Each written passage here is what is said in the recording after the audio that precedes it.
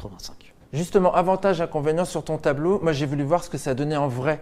Didier, je suis allé faire une interview chez Motocab, société de mototaxi parisienne, qui utilise justement ce carburant depuis 2009 sur ses flottes.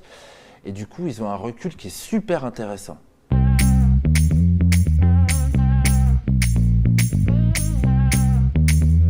Donc je suis chez Motocab pour parler un petit peu de ce bioéthanol et de l'usage qu'en font les professionnels. Motocab, société de transport de personnes, taxi-moto. On est avec Cédric Chimodeira, cofondateur de l'entreprise. Alors Cédric, depuis quand vous utilisez ce bioéthanol? Alors on utilise le bioéthanol sur tous nos véhicules depuis 2009. Depuis 2009, donc combien de kilomètres avec toutes vos flottes? Des millions de kilomètres. Des millions. Chaque véhicule fait à peu près 60 000 kilomètres par an.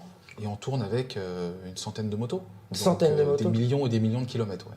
Alors on tape dans les idées reçues. Est-ce que le bioéthanol c'est nocif pour les moteurs? Pas de On n'a retour? jamais rien eu à déclarer de panne due à l'utilisation du bioéthanol sur nos motos. D'accord, donc c'est quand même quelque chose de performant. Performant. Et est-ce que on sait que c'est un petit peu moins efficient, par exemple, que le carburant? Vous estimez une consommation supérieure de combien? On a une surconsommation de l'ordre de 20%.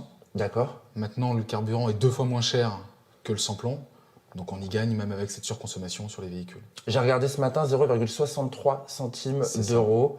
En comparaison, je suis allé à une station-service pas très loin de chez vous, on est au cœur de Paris. Ouais. J'ai vu 1,82 le litre de 95. C'est vrai que ça fait plus de 2 fois moins réfléchir. cher. Et qu'est-ce qui vous a fait justement, c'est juste pour des raisons économiques que vous êtes passé au bioéthanol? Non, c'est aussi pour des raisons écologiques.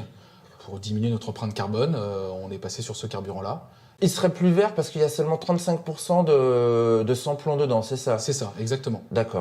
Est-ce que c'est un argument pour les clients de savoir que vous le marquez sur vos motos, que vous roulez Alors, au bioéthanol? C'est pas marqué sur les motos, on l'a marqué au début quand on a lancé les véhicules au bioéthanol.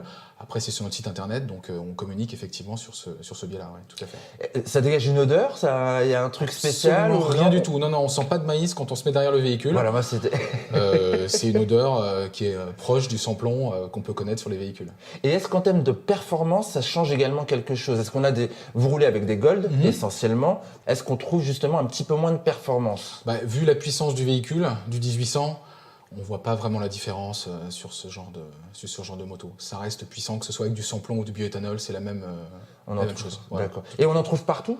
On en trouve partout. Il y a des applications de toute façon sur le téléphone pour avoir les différentes stations. Mais quand vous êtes en Ile-de-France, il n'y a pas de problème au niveau du maillage. Il n'y a vraiment aucun souci. Ça, c'est assez intéressant. Vous avez une vision, je trouve, qui est assez intéressante également. Moi, ce que je comprends dans l'évolution du marché, c'est que les énergies fossiles vont aussi un petit peu disparaître. Donc, comment il va se transformer ce bioéthanol, bien qu'il ait qu'aujourd'hui 30-35% de sans-plomb, vous pensez qu'on va arriver... Moi, je pense qu'on va surtout arriver à l'électrique. Ah, Mais ça, évidemment, c'est les constructeurs qui vont petit à petit lancer les différents véhicules. Et nous, on adaptera notre flotte en fonction des évolutions du marché. Je pense que la future évolution sera sur l'électricité plus que sur un nouveau carburant. donc vous pensez que les motocabs risquent de passer à l'électrique à un moment donné? Un jour. Ça dépend des constructeurs. Ça dépend des constructeurs, tout à fait, ouais, bien sûr. Oui, notre niveau... Vous leur faites pression, vous? Parce que vous avez du poids quand même.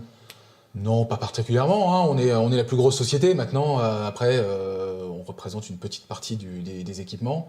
Non, les constructeurs, je crois, sont déjà bien avancés sur ça. Bon, on voit que c'est quand même assez efficace ce bioéthanol. Voilà, il y a quand même des alternatives au sans-plomb et ça, c'est une bonne nouvelle.